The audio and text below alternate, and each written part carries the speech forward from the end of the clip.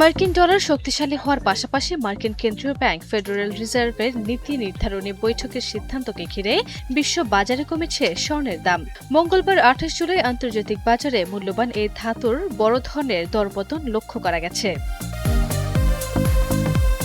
বার্তা সংস্থা রয়টার্সের তথ্য অনুযায়ী স্পট গোল্ডের দাম 0.8% কমে প্রতি আউন্স দাঁড়িয়েছে $4,042.29।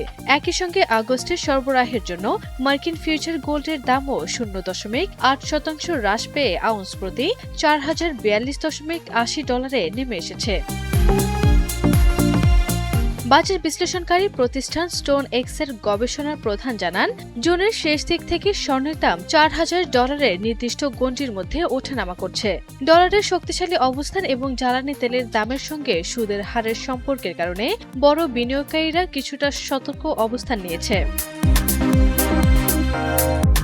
AKS অর্জন করল গিনেস ওয়ার্ল্ড রেকর্ডস।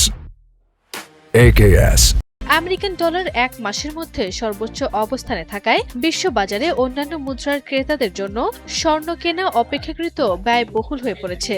এছাড়া ফেডের নীতি নির্ধারণী বৈঠক শেষ হতে যাওয়ায় সুদের হার বৃদ্ধির আশঙ্কা স্বর্ণের প্রতি বিনিয়োগকারীদের কিছুটা আগ্রহ কমে গেছে। স্বর্ণের পাশাপাশি অন্যান্য বিশ্ব ধাতুর বাজারেও দরপতন দেখা গেছে। স্পট সিলভারের দাম 1.4% কমে আউন্স প্রতি $57.56 এবং প্লাটিনামের দাম 0.8% কমে $1,607.76 নেমেছে।